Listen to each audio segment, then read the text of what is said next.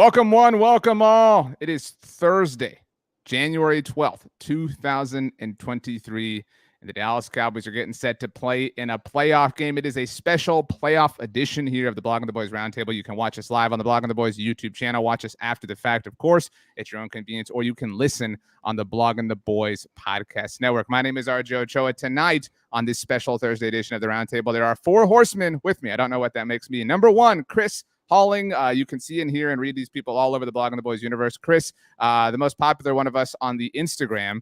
No coincidence, he is the youngest. Chris, what did you have for lunch today? I had Jimmy John's. Oh, dude. Very good call. What flavor chips? I got the barbecue ones. My man. All right, well done. Yeah. Brandon Loree, tonight you get to be Brandon, because the other Brandon is not here. So a promotion of sorts for you, representing Rutgers. What did you have for dinner last night? Last night, steak fajita quesadilla. Holy crap. All right. Massive step up from, no offense, Chris, we went really professional here. Did you make it yourself, or is this like a local establishment? No, this was from Applebee's. So, yeah.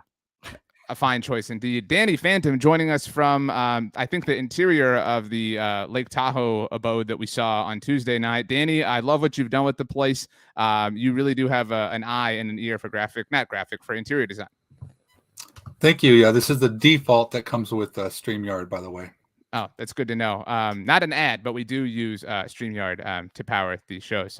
It is what it is. By the way, you can hear Danny Rabble-Rouser and John Machota tomorrow on the Star Seminar here on the Blogging the Boys podcast network. Tony Catalina, in a bit of an unusual spot for you, Tony, as far as the orientation of the roundtable goes. The podcast audience can't necessarily tell. Are you feeling a bit out of sorts? Are you feeling like in Meet the Parents or Meet the Fockers when he talks about you flush it and it's like that? Oh, no, I think it was Wedding Crashers when you flush it like the opposite side of the world and it spins the other way. Yeah, it's a little different. I like my usual spot, but I can adapt and move forward. Okay. All right. Well done.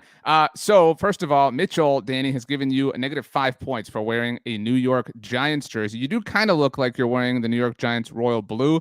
It is not, so everybody is aware. It is a Tony Dorsett jersey, TD. I wanted Zeke Elliott to wear number 33 so badly when the Cowboys drafted him as an homage, of course, to TD. Speaking of homage, tonight's Roundtable is presented to you by our friends at Homage, and because of that, we have a contest. So pay very close attention if you're with us live. Obviously, if you're catching the rewatch or if you're listening on the podcast, you can rewind and understand the instructions. All you have to do, if you want to win a t-shirt, we're going to have 3 winners beginning at 8 p.m. Central Time, 9 p.m. Eastern. What you have to do, you have to come to this video after the stream ends. So if you are here live, you cannot do this now. We certainly appreciate all of your comments, but after the show is over, once the live portion of things has concluded, we would like you to comment and tell us the thing that you are most confident in regarding the Dallas Cowboys and their playoff game against the Tampa Bay Buccaneers. Like I said, this contest presented to you by our friends at Homage. You can win any Dallas Cowboys t-shirt that you want. Homage has a wide variety of Dallas Cowboys t-shirt selections. Here are all the rules. If you want to screenshot this, we also tweeted it out, so you can check things out. But best of luck to you. They have some NFL Blitz, some NFL Jam t-shirts as well. I'm wearing a Dak Prescott NFL Blitz one. Brandon, if you won of the t-shirts on the screen, you're not eligible to win. Which one would you choose and why? Oh, man, I would go with the Dak CeeDee Lamb one. I think that it's not only vintage, but I think the stats are pretty accurate. So I think Micah Parsons on the bottom one is a little underwhelming with the stats part. I think he has something to say about that. They do have a cool Micah caricature sort of one. They have the Blitz ones, like I said. Chris, what would you choose? I definitely would have gone with the Micah and Trayvon one. I'm a big Micah guy. I got the jersey back there. I'm wearing one now. I'm a big Micah and Trayvon guy. I'm all about the defense. Even though I do think Micah's stats were a little bit underappreciated on that picture. He should have all green everything. Well said. If you do not win a shirt, sorry about that, but we do have a link to Homage's Dallas Cowboys collection in the description of this video on YouTube. Check them out. I think you can get some on sale right now. They have more than t-shirts. They have hoodies and sweaters and jackets and things like that. So Homage is awesome. Brandon, it's very strange to call you Brandon. Tonight's roundtable is presented by Homage, but it's sort of presented by you. You were the one who said, hey, RJ, I have an idea, and it was very complicated. Somebody here, I won't say who, actually had to message me and say, hey, I need some clarification on the rules. So can you lay this out? What are we going to be doing here tonight, Brandon? Yeah, so it's RJ came up with the title, so I'll throw that to RJ for credit. Let the cards fall where they may. And I think that for me, when I always think of a round table, like I think that when you have this big group of people, like what what in my mind pictures that. And I think that when you're playing cards with your buddies, with friends, family, you're surrounded by a round table. And I feel like with the Cowboys, we're at a point where we're pushing all the chips in the center, right? Like this is playoff time. It's win or go home. You're going to be leaving the table with a lot or nothing. So I figured it would be a great game to play where we want to come up with the best cards possible to get the Cowboys a playoff win. That could be a specific player, sets of players, coaches, whatever we think is the best possible scenario. RJ is sort of like the dealer in this situation. He'll be handing out the grades for all of us. And then listen, we'll talk about it, see if we agree, see if we don't. It'll be a good time. Well said. It does remind me of Rounders. Do you think I just recently watched Glass Onion, another Ed Norton classic? Chris, have you seen Rounders? That movie came out like 20 years before you were born. I haven't seen Rounders, but I've seen Glass Onion, which you were just talking about. So bums me out just a little bit. Jess, by the way, who could not join us apparently. I asked her if she could, and she didn't respond to my Slack message. So thanks, Jess. She gave you, Brandon, 5 points for being the GOAT when it comes to being creative with his ideas. Danny, we will start with you. Give us your hand, your cards, whatever you want to say when it comes to the Dallas Cowboys in their upcoming playoff game against the Tampa Bay Buccaneers. So I'm going to go with some pocket pairs. When I was looking at this game and thinking about, okay, who do I really need to see some production from in this game for the Cowboys to come out on top? And a lot of the players that I identified happened to wear, the same number. So, a couple of them, I think that it's, Leighton Vander Esch is back. So we got pocket fives coming with you. And I think it's going to be very important for both he and Damone Clark, another pocket pair, also 33, to be able to handle their jobs without the Cowboys having to commit too many resources to try to stop the run, because they want to get in situations where they can come out for Tom Brady. So that's super important. Also, too, on the offensive line, I need to see something better from Tyron Smith. There's pocket sevens there, and he's getting. I think he's not contributing enough in the running game, and I think he's very important. He really has to have a good game. Also, I'm curious to see how they're going to deploy Connor McGovern if he's not in a starting role. Will he be playing some fullback, some jumbo packages? I think, we might see some little creativity. Hopefully, not any route running creativity. But so we got pocket sixes there.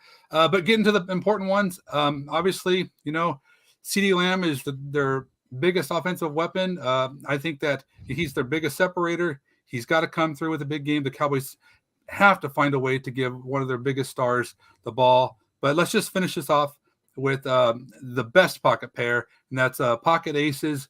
Your Micah Parsons. If you've ever played cards and you have pocket aces, you don't want to slow play him. You want to go aggressive with it. So for sure, I hope the Cowboys just turn him loose and just release Micah and just have him coming at Tom Brady as much as he can. So for me, it's those pocket pairs. I'm be honest. I thought Brandon had the inside track for this whole thing because it was his game. Danny, holy crap. What a way to start. I typed up the banner because I thought there's no way this man can take this anywhere further than Leighton Vander Esch and Damone Clark. But you really ran with it. Is that why you wore the Tony Dorsett jersey, to kind of start things off with your pocket pairs point? Well, actually, it's a coincidence. I wore it because the last time the Cowboys won in their blues, it was this blue jersey. But, playoff game, correct? Yeah, but no, absolutely, Dorsett, he's a Hall of Fame pocket pair for sure. So that's where I tied that into. But in all full disclosure, I filed taxes by I used to play some cards, back in the day. So I'm a little familiar with the game. Okay. You still doing it online? That's a question for a different day. Danny's going to, make enough to buy everybody an homage shirt, I guess, is what I took away from that. Tony Catalina, we've talked so much about Leighton Vander Esch and his return. I don't think we've spoken enough about how it also elevates Damone Clark. I think that's an important aspect of Leighton Vander Esch coming back, the rising tide that lifts all boats. Absolutely. I think I'm a big proponent. Obviously, I think you guys would agree. It's just the more talent you have, the more depth you have, it's obviously going to help. I mean, having Damone Clark in a defined role, be able to kind of step aside a little bit and let Leighton Vander Esch take over, and it keeps everybody fresher. I think Damone Clark has gotten a lot of good reps, and he's really he's really impressed me in a lot of ways. So I think this is a good point. And mind you, the first 4 games of his career, 3 or 4 games is almost like baptism by fire. The dude didn't have a training camp. He didn't have a preseason. I think the best of Damone Clark is really yet to come, but getting Leighton Vander Esch back and kind of making that group in that room whole is definitely a good thing for this Cowboys defense. Brandon, I forgot Connor McGovern in the second attempt that I had at the banner because, again, Danny just went on and on and on and on. We have not seen the jumbo package this year. I mean, is the most optimistic part of you willing to believe that the Cowboys saved it, that they knew at some point we're going to be there, we have to wait for the right time, and they've been patient, and this could be the moment? Yeah, I think so. I think it depends on who is the starting guard. You know, if McGovern's in there at left guard, then you might see somebody, if he's active, like a Farniak, you know, like, because I know he played that role a little bit earlier in the season.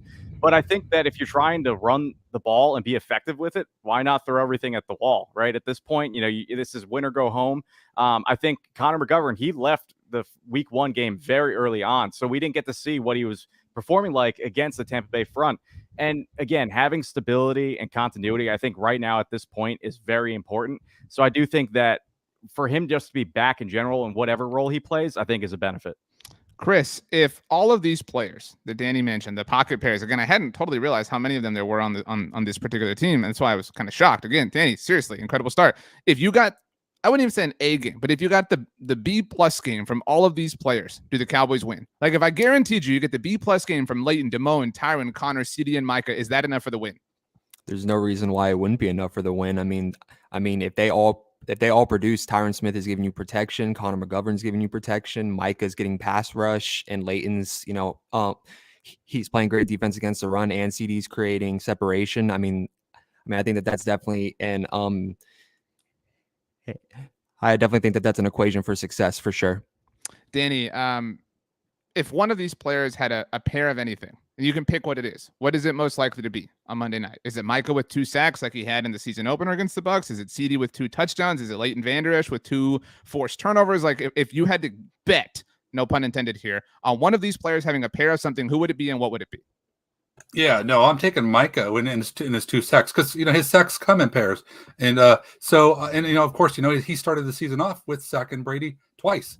So and Brady's the offensive line isn't as great as it has been before, and we know that he's not mobile at all. So honestly, I mean, I hope that he gets more than a pair, to be honest, because I think Micah could really do some damage in this game. But I would definitely go with Micah with 2 sacks. Brandon, are you raising your hand or adjusting your mic? Adjusting the mic. I'm going to make it so that the logo and label is shown. Look at that. Look at this guy. 5 more points to Brandon. All right.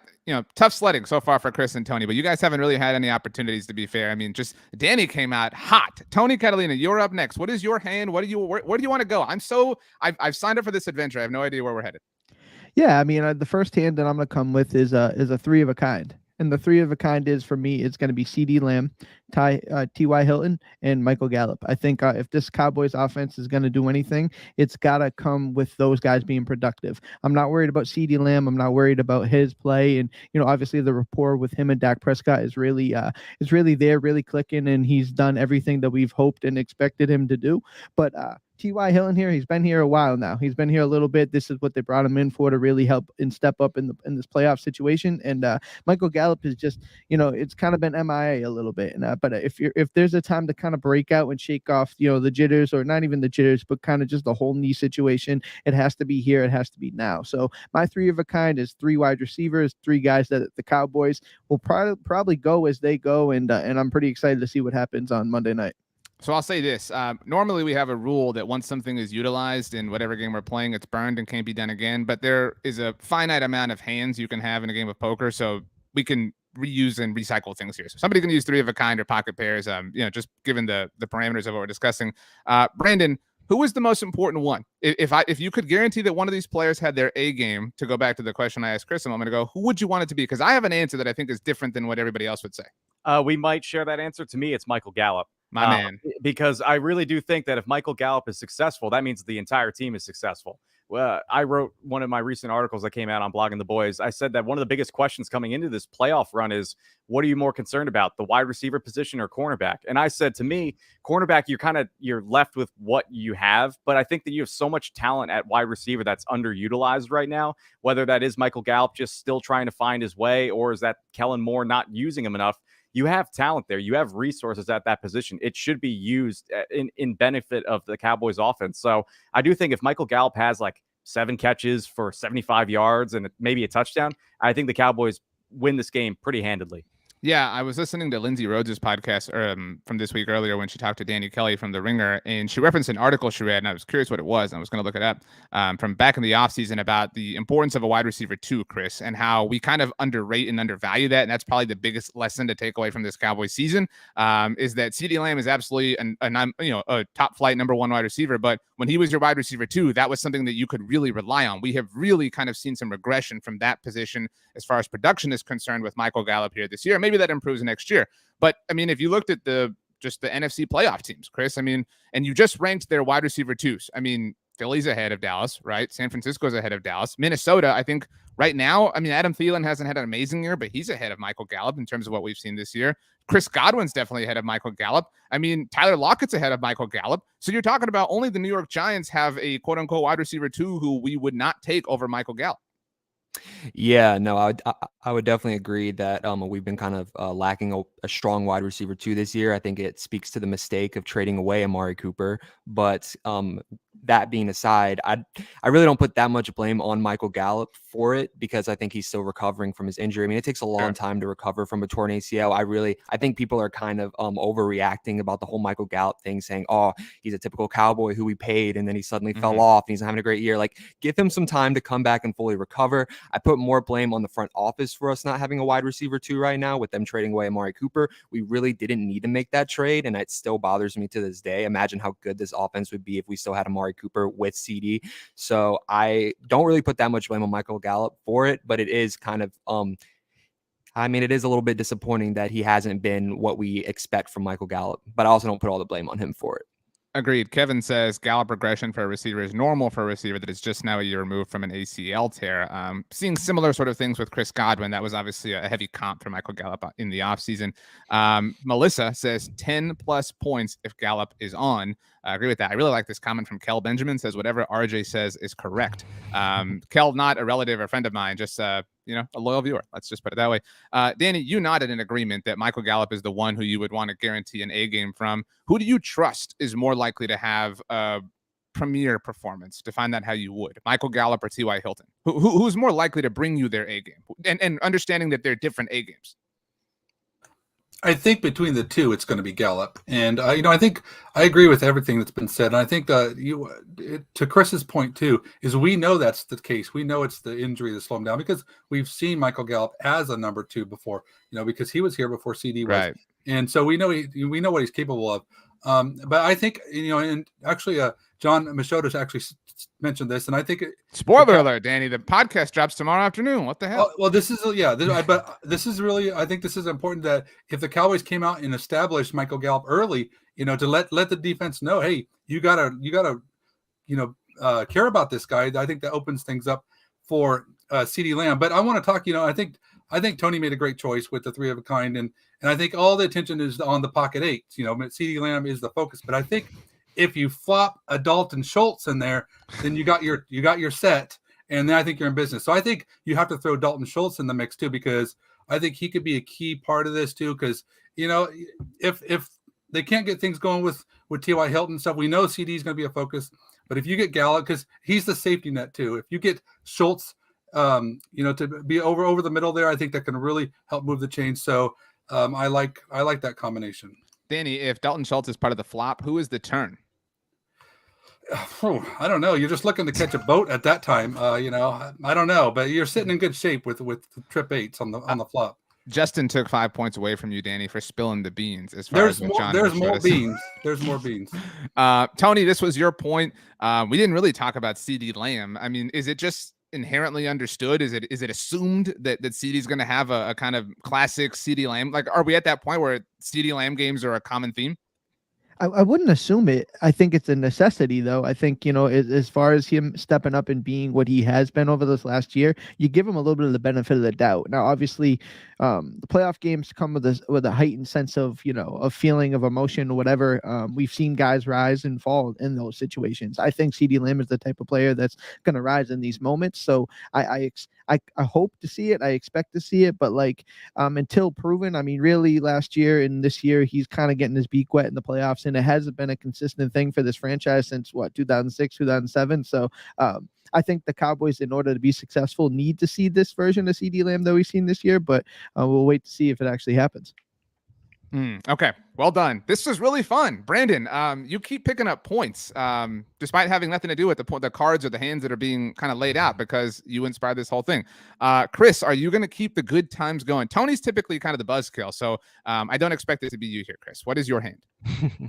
My hand, I'm actually going to come out with a full house, and my 3 is going to be the tight end group. I really want to see the tight end group more involved. I feel like Kellen has kind of shied away from that. I'd like to see more use of Dalton Schultz, Jake Ferguson, and Peyton Hendershot. I think that that's a good way to get some easy first downs and keep the chains moving. And then my 2 would be the running back duo. I really want to see Ezekiel Elliott and Tony Pollard get more carries throughout this game. I want Pollard to get a lot more carries than last time, because in the last game against the Buccaneers in week 1, Tony Pollard had 6 carries and Ezekiel Elliott had 10 carries. That's not a recipe for success. I know that game kind of went haywire and things were going badly all over the place. It looked like a preseason game, but in this playoff situation, we need to keep the ball away from Tom Brady, I think, as much as possible, rest that secondary. And I think the best way to do that is to get some easy plays with the tight end unit and with the running back group as well.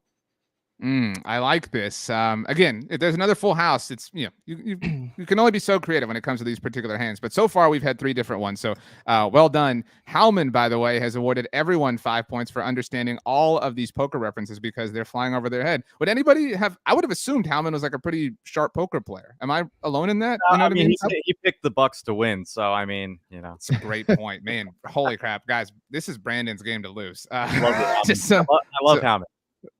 So everyone is aware. I don't know. Danny can let us know, but a full house is one of the more improbable hands that you can have in the game of poker. I don't think it's as improbable as, say, a flush or obviously a straight royal flush, whatever the case may be.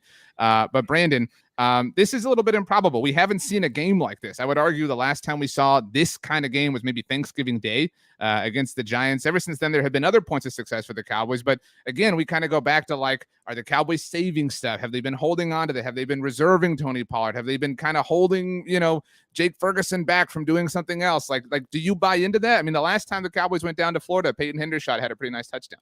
Yeah, I think so. I hope it's not the case where they're holding their cards close to their chest and it's like double reverses. Like, don't do that. Like, that's the stuff we don't need. But I do think they tie in hand. I think it's a great point by Chris by putting them together, because I think in the run game, you need the tight ends to step up as blockers. When you have Levante David, and Devin White, they're going to be attacking Tony Pollard and Zeke Elliott. So you need your tight ends to step up on the edge, on the outside. Joe Shroyenka, if I get that name right, he is a very good defender on the edge, and he's still a young player. He's still learning, but he dominated the Cowboys offensive line the last time they played. So when you're trying to eliminate a player like that, you need your tight ends to step up. And now we're seeing a full season of progression from somebody like a Jake. The guy's a Wisconsin guy through and through, so he knows how to run block. Have him step up in that situation. Danny, I love the answer. And again, all you guys are killing this here. But I think in theory, we would say, okay, if you've got to go down one way, go down with the 3 of a kind, go down with Michael Gallup, or excuse me, with CeeDee Lamb, right? Like, go down because you threw it to CeeDee Lamb 14 times and it just didn't work out. If you go down because if Dalton Schultz led the Cowboys in targets and they lost, I do feel like we would sit here and be really upset. Is that sort of safe to say? Or is this hey, it's the lowest hanging fruit is the sweetest for a reason. Take what the defense, take what the Bucs give you on Monday night. I agree with you, but I do think, I love Chris' his answer, not just a full house, obviously, but the choices he made too, because I think those players are so important, for in this game. But to kind of speak to your point too, I think that, you don't want to get caught, you don't want, Kellen Moore does not want to be playing too tight at the table. We don't want to try to grind this out. You got to take your shots. You got to open up that playbook. You want to create some run equity by demonstrating you are willing to air it out. So absolutely, you need to have those deep shots in your offense. But those players are so important. And the Cowboys, they're going to have to move the ball. They're going to have to run. So they're going to have to be effective with being able to block and utilize both the tight ends and both the running backs. We're going to see a lot of 22 personnel. And so it's to me, I think that it's going to be a collective effort. I feel like we're going to see some surprises. I know that's kind of cheesy. Everyone's like, no, he's not saving the good plays for the playoffs. But I sort of hope he kind of is, because, you know, we've seen how well that this group has done, you know, the tight ends and the running backs together. And so I don't know. I feel like they have it in them, you know, and that full house is kind of, it's a little bit hidden too. It's not something you expect to. So I like Chris's choice. Full house will be an acceptable answer, by the way. A really great answer if the Cowboys visit the San Francisco 49ers in the divisional round of the playoffs, because the full house is in San Francisco, California. Just so everyone's aware, you know, we'll kind of try to manifest that. Tony, this, you know, I mentioned that a full house is one of the more improbable hands you can have in a standard game of poker. And so it's unlikely to repeat again, at least for the game you're playing. And this is kind of the like dissipating hand for the Cowboys, right? Like Jake Ferguson's going to be back. Peyton Hendershot's going to be back. But of the 5 players we're talking about here, Dalton Schultz is probably gone. We don't know what's going to happen with Zeke Elliott. We all kind of hope the Cowboys are going to bring back Tony Pollard. But unlike the 3 of a kind that we just talked about, we know that CeeDee Lamb and Michael Gallup are going to be back next year. We'll see about T.Y. Hilton. But I mean, this could be the last hand you play with some of these cards right here. Absolutely. And I think that's the reality of every season, right? Whether it's playoffs or ends in week 18, you know, this team will never be the same again. Next year, there's guys that just flat out won't be here. There's guys playing for contracts or are going to end up in different positions, different situations. I was a big Cedric Wilson guy last year. Oh, you know, he's buried in the bench in the Dolphins, and he isn't doing much there. And I think I would, you know, there was times at this point this year I would have loved to see Cedric Wilson back in the Cowboys wide receiver room. So it is true. It's in every game, and I think that's why there is a lot of emotion in these games beyond wanting to win and everything you've put into it since, you know, training camp before that and training is the realization when you lose and you don't advance that like things will never be the same. You look around, your locker mate probably isn't there anymore, and I know it's a kind of sad, morbid thing to say, but at the same time, it's the reality of the game you play. Final day of high school, Green Day's Time of Your Life, just playing in the background. We're all listening to it. Or was it Vitamin C who sang the graduation song?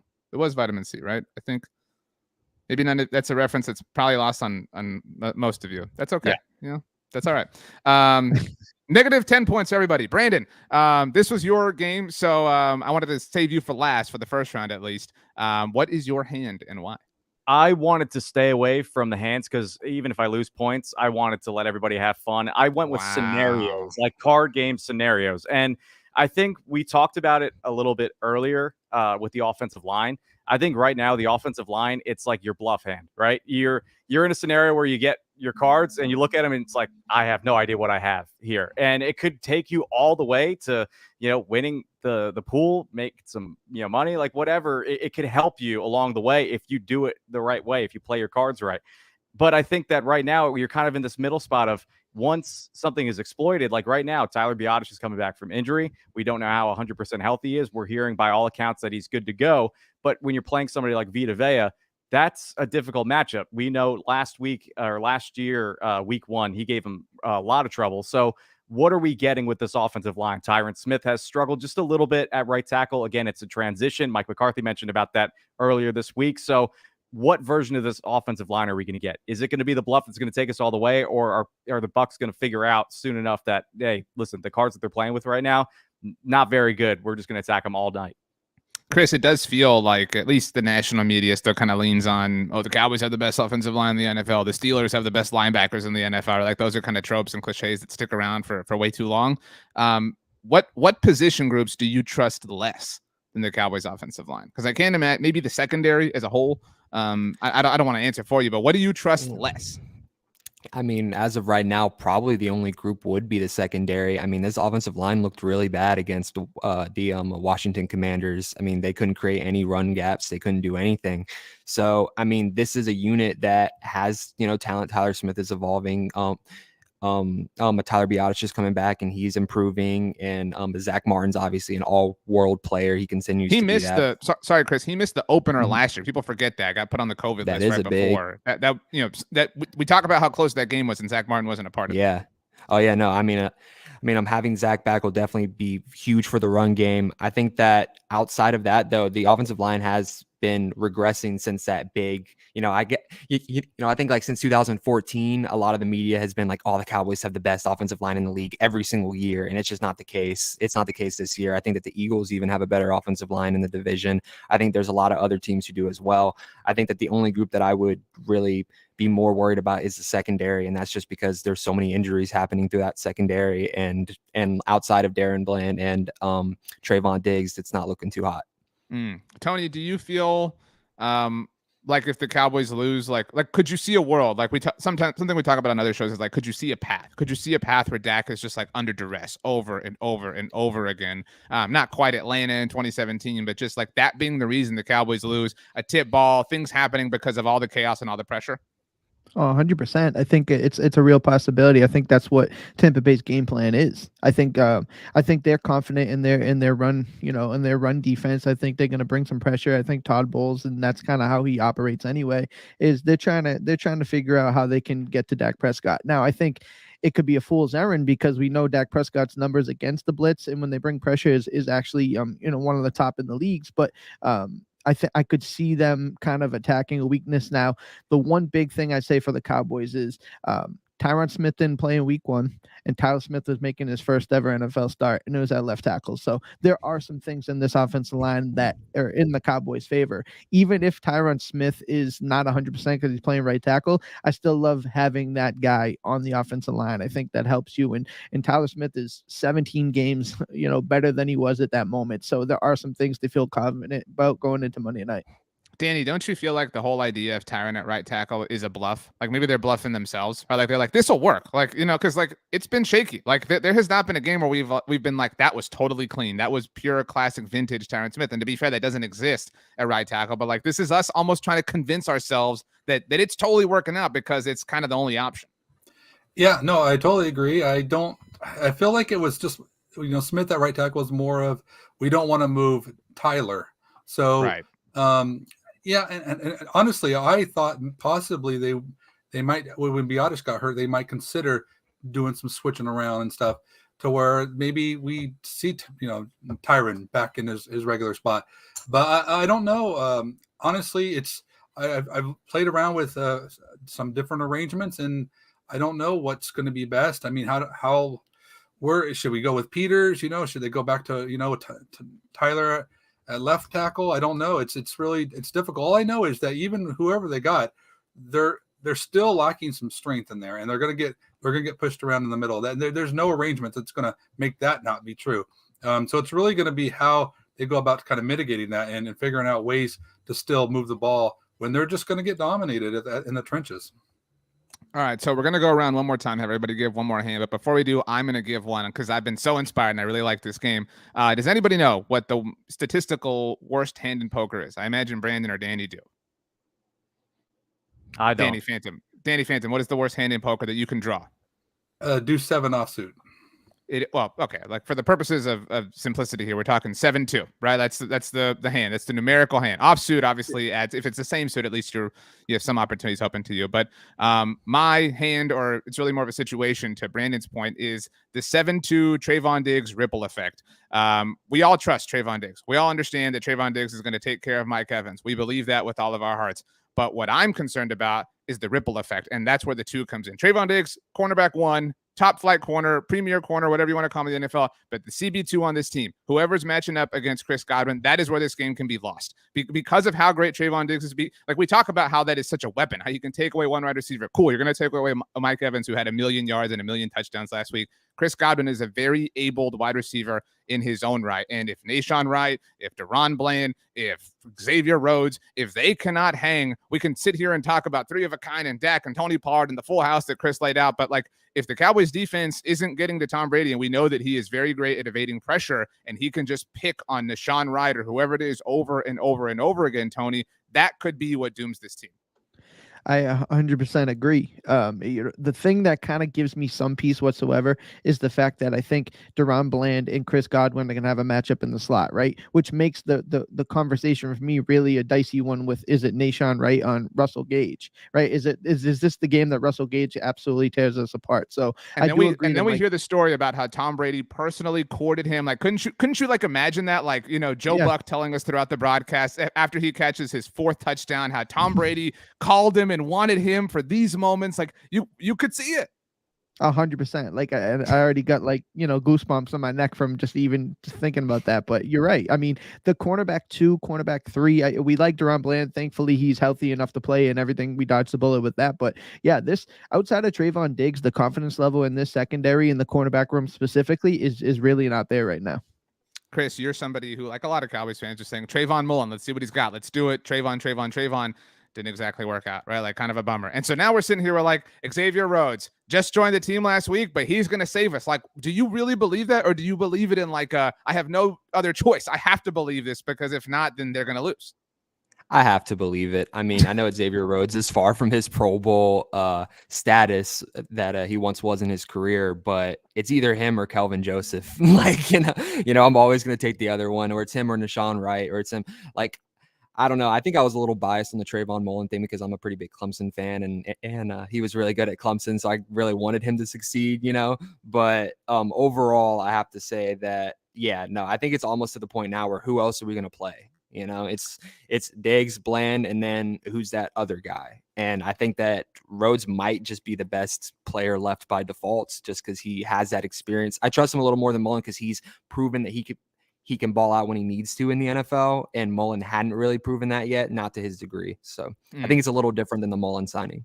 Brandon, I think this week, like the way we feel right now, is what we should remember when the Cowboys are on the clock in the second round, because you cannot play with that pick. You can't. Like, we're sitting here and experiencing the ramifications of them playing around with that pick for Kelvin Joseph. And the moment that pick happens, a lot of Cowboys fans light up all of our Twitter mentions, right? Like, oh, just be quiet. Like, you're not in the room. You're not scouting with them. They know, blah, blah. You cannot play because you might wind up in a wild card game and have nobody to match up with a Chris Godwin. Yeah, it really is a shame because I really had high hopes for someone like a Kelvin Joseph. I thought the light would turn on, and unfortunately it's not looking that way. And the fact that the Cowboys are considering going with a cornerback that they just brought on their practice squad a week ago, not even, I mean, that's crazy, but that's the world that we live in. And I brought this up on Tuesday for the roundtable if anybody wants to go back and check it out. You have a scenario where I would probably prefer to go with Rhodes at corner because of the fact of his experience. Like, to me, you live and die with the experience. He's seen a lot more. I put him with Julio Jones the whole game. You'll have just two old guys battling it out, just like, it's okay. But I do think that Deron Bland, he has that tenacity. Again, when we're looking at the sum of what this season has been, he has shown he can handle the best wide receivers in the NFL, especially in the slot. So again, I have to trust in what I've seen with my eyes. I know Rhodes has been a good corner throughout his career, most of it. Bland has been great this season. You just got to line up and see what happens. Danny Phantom, your second hand of the night.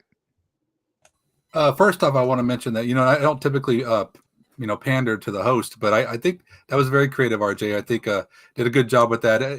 Not only because it's super important, but yeah, I mean, Tom Brady will just if he sees a weakness, he'll exploit it, and it will feel like the Cowboys are being dealt, do 7 every hand, and you can't do anything with that. So good choice, RJ. So for my second hand, so I might be dealing off the bottom of the deck for this one. So you might have to you might have to just kind of we'll work carry with me you, on don't this. worry. Okay.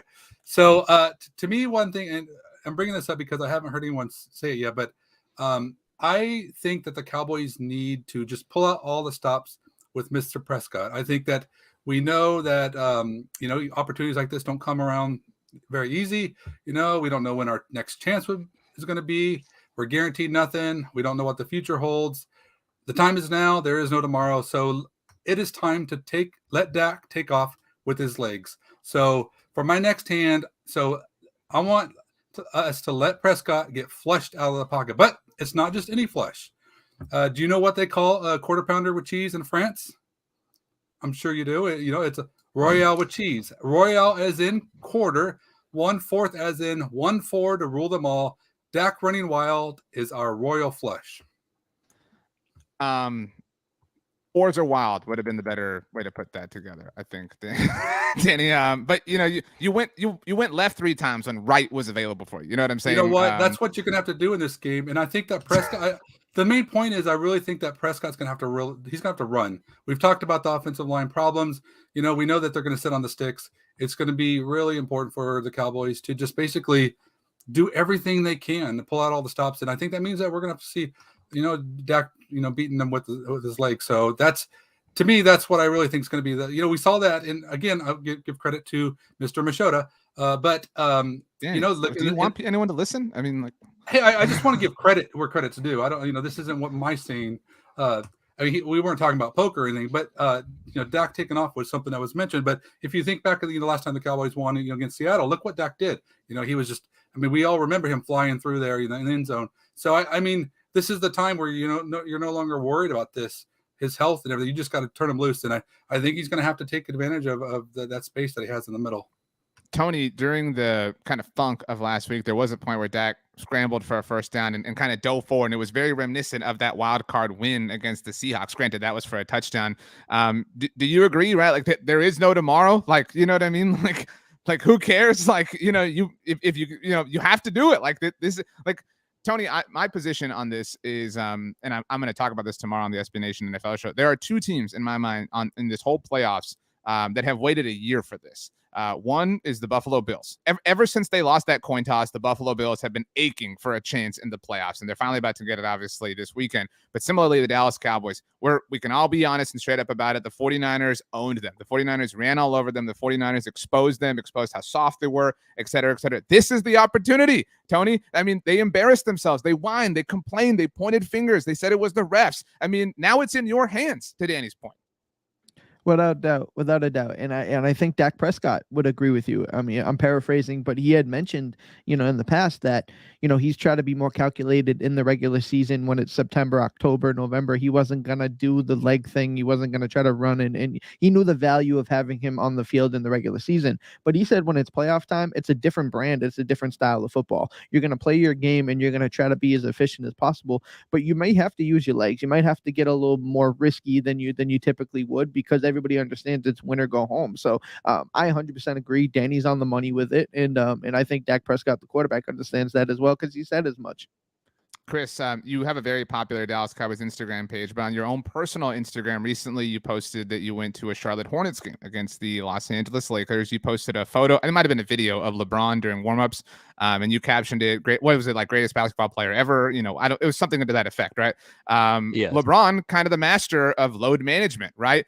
And that kind of leads us back, right? Like the idea that, like, you can't hold anything back, you can't leave anything back here, particularly on Monday night. Does that lend you to the belief that they have been, like, to Tony's point, like that does feed the idea that they were like, we don't need to waste anything against the Commanders, especially when we need all this help, right? Like, this is about Monday night against the Bucs. To hell with whether we're 12-5 or 13-4. We came all this way for this moment on Monday night. After talking with you on that Instagram page, RJ, you did kind of convince me that maybe Kellen Moore's play calling was because they were holding back. So I think that you did kind of change my opinion a little bit on that. It does make the most sense. I can't see any other reason why Tony Ballard touched the ball so little, why the plays were so cautious. I at least hope so, because if that was what they can come up with at their best, then we're in trouble on Monday. I'm assuming that we come out more aggressive with better plays and a little bit smarter on the offensive side of the ball. So I do think that we were holding back in that Commanders game, and I really hope we were, because if we weren't, then we're in trouble for sure. Brandon, Danny's point was about Dak, but Kellen has taken some heat this week. In fact, Chris posted the news on his Instagram page. Hey, Kellen Moore has been requested to interview with the Carolina Panthers. Take him. All the comments. Take the coordinator that has assembled one of the best offenses in the NFL this season. All these people who are just really upset by what happened last week.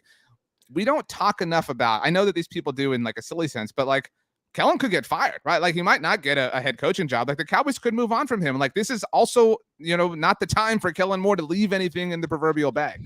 Yeah, I mentioned on Tuesday, again, last season in the playoff game, there was an unutilization of CeeDee Lamb, Tony Pollard, and people were concerned. It's like, where are your star players? And the only person that had success was Amari Cooper, and he's no longer here. So those guys have to step up. And I do think that if we see another repeat of what happened in Washington or last season, where the offense isn't moving and you're not putting the ball in your playmakers' hands, there might be a conversation to be had. And I do think that the Cowboys are better with Kellen Moore, only because of the consistency. And we talked about that again. RJ, you and I agree on this. We all know that.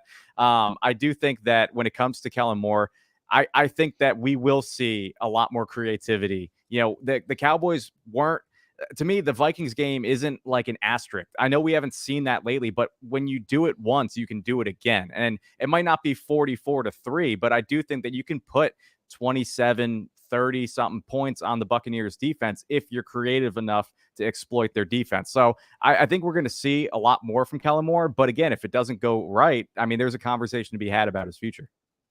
You know, I do think there's something to, and this is something that Chris and I talked about on Instagram this week. When the Cowboys have wanted it, when the Cowboys have felt like they've had to have it this season, there were 2 times that the Cowboys were like, we have to have this game. It was the Vikings game. Trayvon Diggs told me that here on the Blog on the Boys YouTube channel. We put that interview up. He said, this is the one. They had obviously lost a week before against the Packers, and we got kind of lost up in that. But he said, we really didn't care as much about that. This is the one.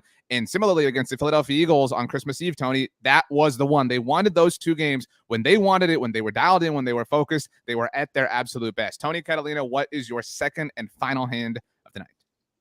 Mine is I went 3 of a kind the last time. I'm going to go 2 of a kind here. And the 2 is So a pair. coordinators. A pair. I'm going to need the coordinators step up. Dan Quinn and Kellen Moore. We just talked about it at length about Kellen Moore and what this game could mean for him and his future prospects and exactly where the fork in the road of his career looks like. But for this game specifically, Dan Quinn's going to have to get creative, right? This defensive line has regressed, whether that be injury, whether that be schematically, whatever the case may be. This defense as a whole has really not lived up to the early season billing that they had. Tom Brady's going to get the ball out quickly. He's going to neutralize that pass rush. Despite having some injuries on the offensive line, I believe he is one of the least sacked quarterbacks in all of the league because he gets the football out just so quickly. With that comes with, if you got Nashawn Wright and Deron Bland playing so far off the ball, Tom Brady's just going to nickel and dime him to death, right? It's going to be slants. It's going to be underneath routes. He's just going to get the football out. Micah Parsons isn't going to be able to get in there and touch him. So I need Dan Quinn to scheme something up. I need him to get creative. Maybe if it's a little different and they go a little unconventional in their attack. And then on the other side of the ball, what you said about Kellen Moore is right on the money. Like, this guy needs to come out there, and if he's holding things back, and if that's the case, then we need to see it, right? If there needs to be some creativity, we saw some running their heads into a wall last week. We've seen some bland stuff at times this year. And, realistically, I understand Mike McCarthy, and he deserves all the credit that he's getting this year. But at the same time, this game could be won and lost with the 2 coordinators. Danny, which coordinator having an elite performance is more necessary? Like, what is it Dan Quinn who needs to show up more than Kellen Moore, or the other way around?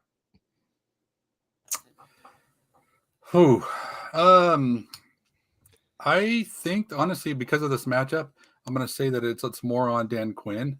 I agree with I like Tony's answer, but I didn't like the rags you guys were throwing out there this last conversation. Kellen Moore is not going anywhere via. Well, I mean, we're just talking about potentials and possibilities, right? Like, yeah, you never know. I know that's very those are crazy odds right there. Amari Cooper wasn't going anywhere a year ago, Danny. I mean, like crazy things can happen. Well, that's anyway. With the thing with, Kellen Moore, I agree. He needs to have a good game plan, and he needs to do a good job. And same thing with Dan Quinn. But I can't see a situation to where like the Joneses would be unhappy with what they know his body of work. I mean, the guy is. There's teams interested in a head coaching job. That's not somebody that's on the hot seat to be fired.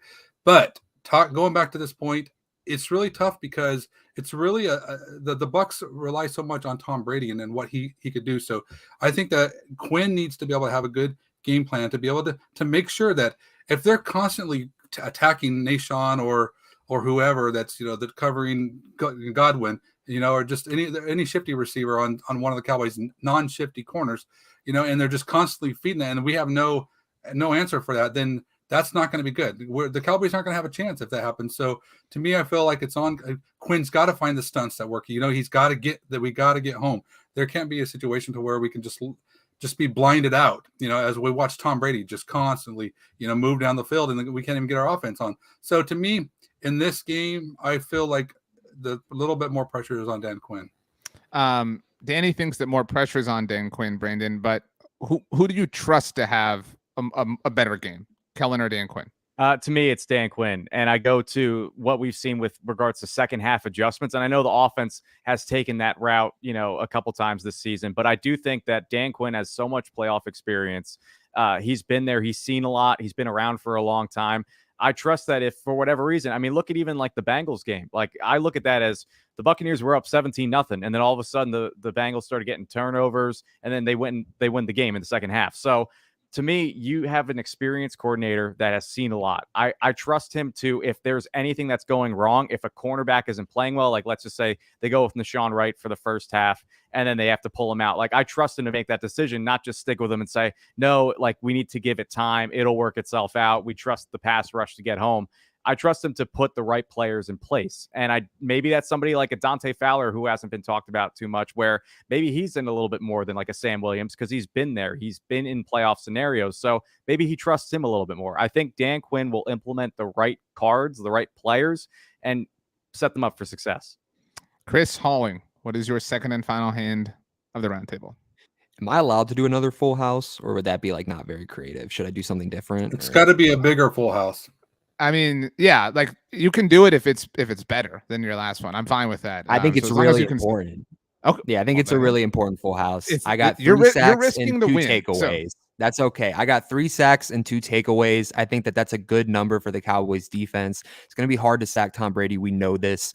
He gets the ball out quicker than any other NFL quarterback in the league. He's a very hard guy to sack, but you got to give your secondary a little bit of, I would say, like relief, because if Tom Brady's just diming and getting the ball out as much as he wants to, it's going to be a long day for the Cowboys. 3 sacks, I think that's a good and that's an accomplishable number, especially with our pass rush. It is on a grass field, which I don't know how much I'm putting into that. You know, a lot of people on Twitter and, you know, different analysts are saying that the pass rush really can't be as effective on a grass field. I'm not sure if I'm buying into that 100%. I know we talked about that a little bit on Tuesday.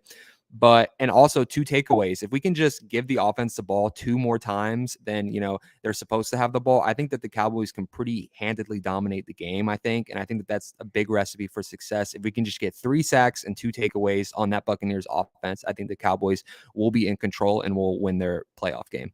I think everybody looks at that and says, well, Chris, I'd rather have 3 takeaways and 2 sacks. But like sometimes a sack, like you get a sack on 3rd down, that's a takeaway, right? Like, you know, it can work out that way. Tony, you chuckled when Chris brought up the grass. And we did talk about it on Tuesday, but this is not gone away. Now, and I saw you even quote tweeted something. I don't know who it was, Tony, you can remind me, that actually cited Micah Parsons' career on grass or his season on grass and how he's not as productive. I mean, are you putting even like a non-zero quantity 1% into this, Tony, or is this just a matter of coincidence?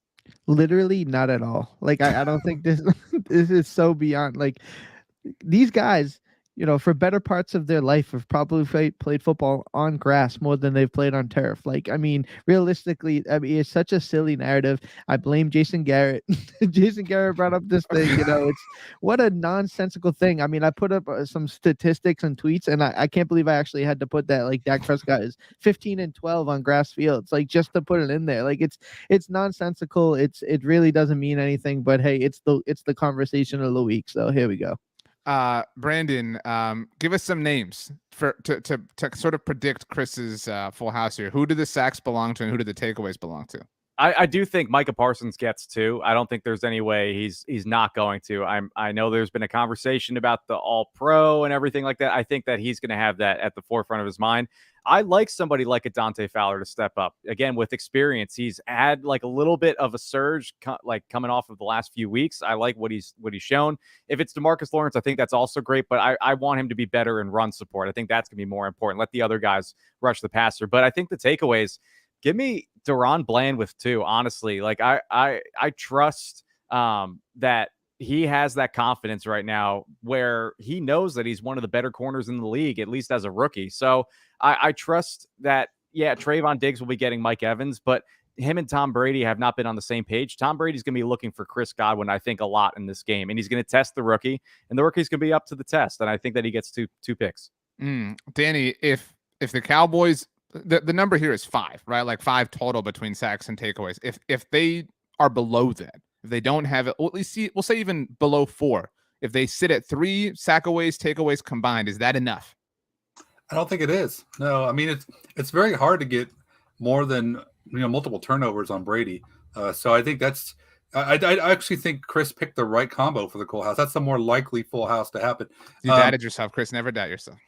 But there's no excuse for us not to get to the quarterback. We have to get to the quarterback in this one. And hopefully we'll get some players like Dorrance Armstrong who would come through and make plays, because we haven't seen that in a while. And as far as getting picks, what about another Deuce 7? What about J-Ron Curse comes through with a pick? So I think there's definitely potential for the Cowboys to get some of those big defensive plays, and I think that's a good number, and I think they got to get it to come away with a win on this one. And also on the grass thing, I feel like what is it going to be, grass or the sun? I mean, it's always going to be something. I mean, it's like that's just silly. So I mean, I'm not a Sith, so I don't deal in absolutes, but I think it's pretty silly as well. So I think you could just as easily make a big deal about the jerseys, like not from the perspective that they're cursed, but like I had never thought about this until the Astros season where they just won the World Series. But Framber Valdez, who won the World Series in Game 6,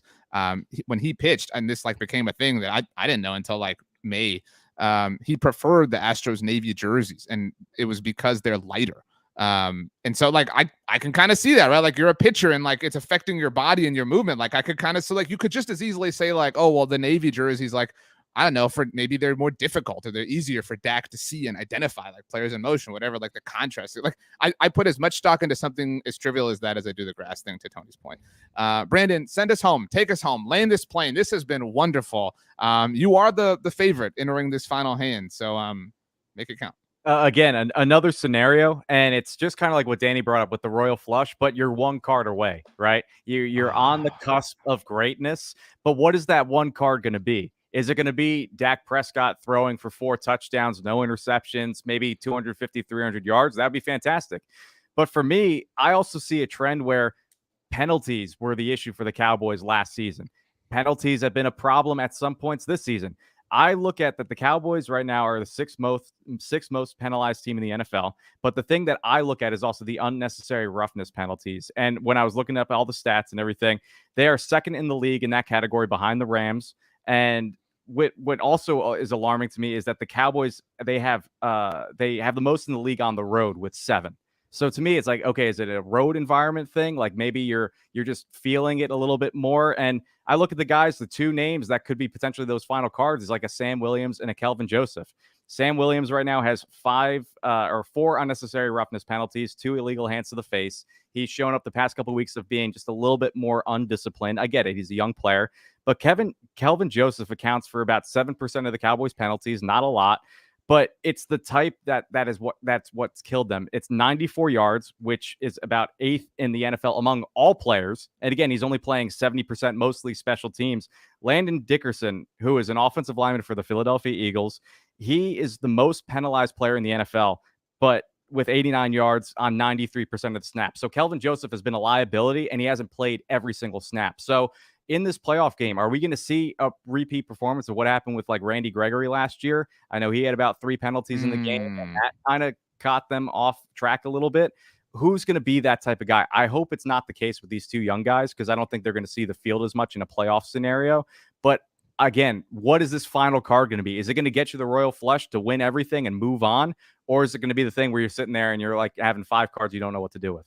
Yeah, see, I thought you were going to kind of go like the like oblong shaped baldness of all this, right? Like what is the, like, do you get a blocked field goal, right? Like do you get like a PI on, do you get a 3rd and 30? Like what is the thing? What is the kind of open sequence to the DVD of this game if it works out the Cowboys way? Tony, could you see a Kelvin Joseph penalty like being the unraveling, like the first tug at the thread?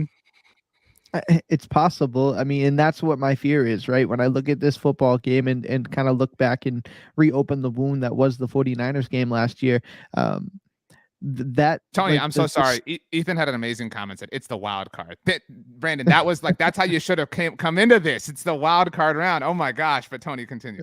That's perfect. I'm glad you interrupted me for that. So, but no, you open the wound of that playoff game and you just see the unraveling and just the perplexed looks on their faces and the blame game they played at the podium after the game. It's like, are we going to see that? And that's what I'm most nervous about, right? You can talk about Tom Brady, you can talk about the grass, you can talk about anything else in this football game. But what I'm nervous about is how is this team going to respond after last year? And when last year was an embarrassing performance where, there was a lot of soul searching after that, right? These guys were talking about penalties, and they were talking about we didn't do this, and we didn't do that, and there was ref conversation. So I'm nervous to see what is the makeup mentally for this football team. I believe that Dak Prescott and I believe in Mike McCarthy, that these guys have figured it out. But yeah, Calvin Joseph, a young guy, not the most disciplined. Sam Williams, not the most disciplined.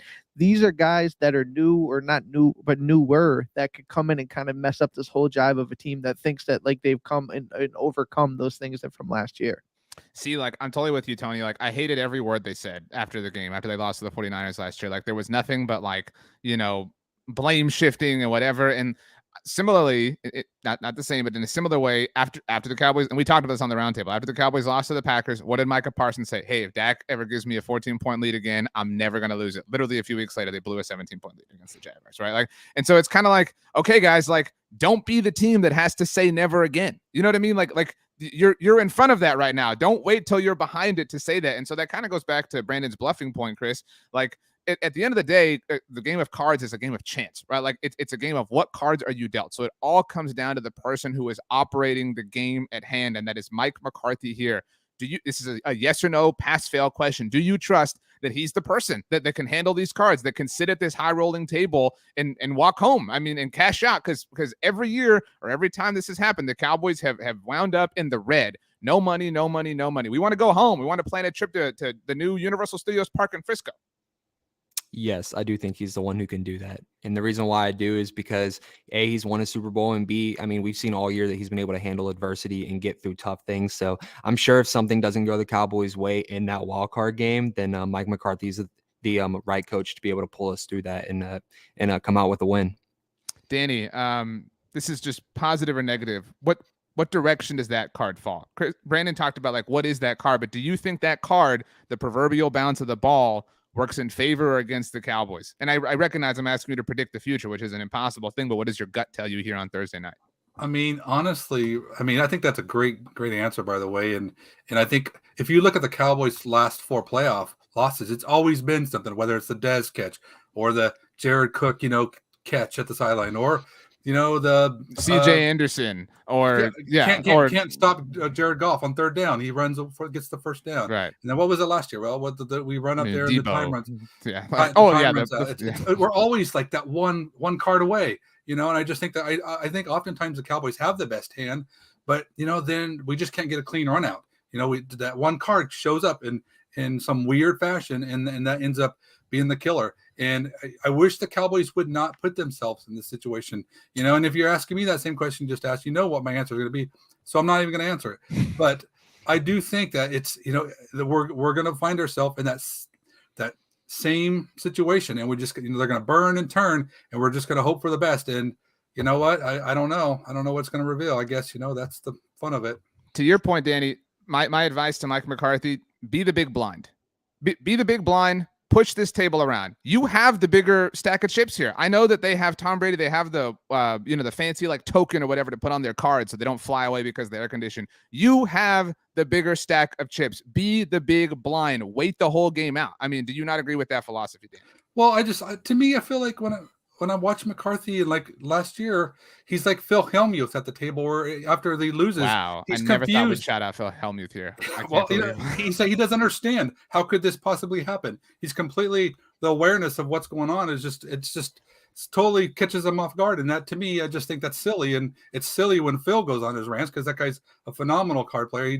He knows what he's doing, but he just acts like he doesn't. And to me, that's what worries me, is we get a situation where we see the life being sucked out of us, and McCarthy's not going to have the answers over there. He's going to be kind of looking like, I don't understand what we're wrong.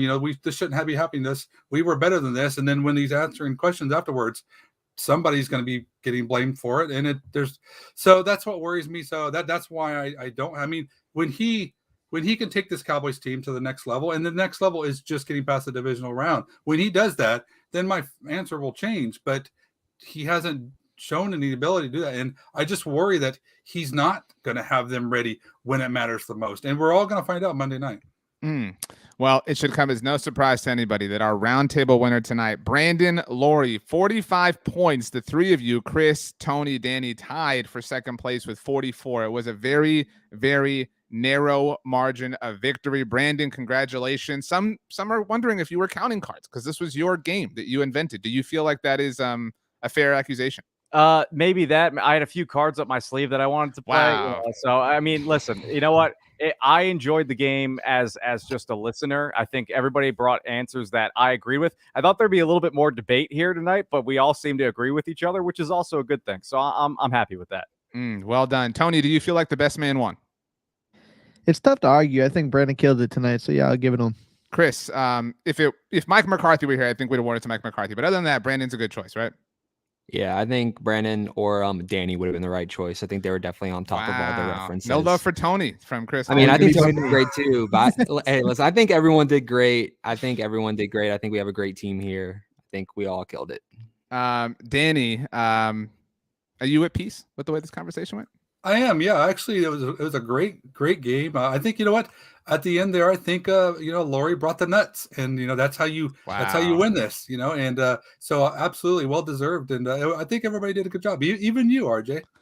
What can I say? Last thing before we do the last thing, we have been running a contest, or actually we're about to start the contest. We have a contest thanks to our friends at HOMAGE here on our roundtable. So the moment our stream ends, we're 6 minutes past 8 p.m. It's supposed to, kind of end right now, Central Time. The moment the stream is over, leave a comment telling us what you are the most confident in when it comes to the Dallas Cowboys and their upcoming playoff game on Monday night against the Tampa Bay Buccaneers. We will leave the submissions open for 24 hours. We will pull 3 winners to be selected. And if you're listening to the podcast, you got to go over to the YouTube video. You leave a comment, tell us what you're confident in, etc.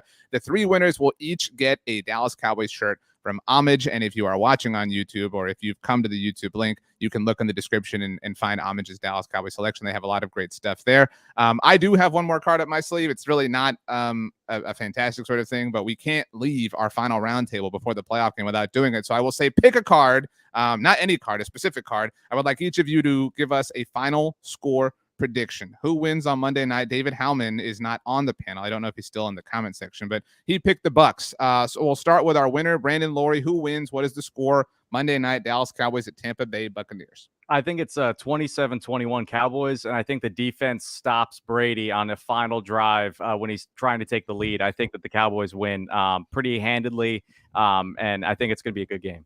The Cowboys have won a game on a defensive stop against the Buccaneers. Shout out to the 2008 team. Brady James should have gotten a penalty for taking his helmet off as they celebrated that, by the way. Danny Phantom, Chris thought you should have at least been in contention for winning, so pick a card. Give us your final score prediction.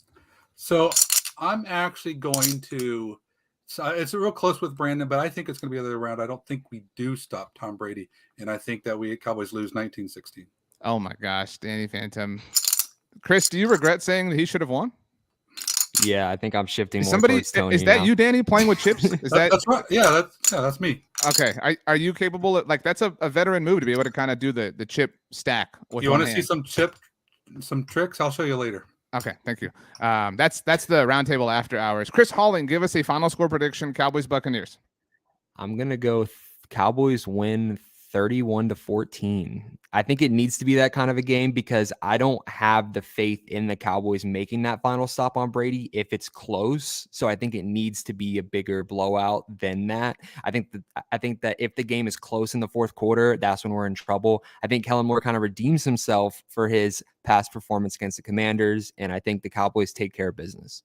Okay, Tony Catalina, I'm picking the Cowboys to win. I'll say, 30-16. So it's 3-1. You're on the same row as Danny here. So you're going to separate yourself. You're going to stay down there. How's this going to go? I'm definitely going to separate myself. I think I'm going to separate from that as much as I can. No, but honestly, I really do think the Cowboys win. I think it's to the tune of 24-20. I think the Bucs score a little bit more than they typically do because it's Tom Brady in a playoff situation. So give that a little respect. I think their defense is good, but I think the Cowboys, Dak Prescott, able to kind of breathe a sigh of relief and get it done and get the W. Okay, Danny Phantom, what should be the inspiration for next week's roundtable? What game? What classic game? We did cards tonight, thinking like Yahtzee. I don't know. I mean, we're gonna have to see how this hand plays out before we do anything else. Okay, Chris Halling, close us out with a statement. Anything you want. It could be rah-rah. It could be positive. It can be about something non-Cowboys, but the last words belong to you. The Dallas Cowboys will get their first win against Tom Brady on Monday. How about them Cowboys, America's team? We are making a Super Bowl run, and it starts with beating Tom Brady.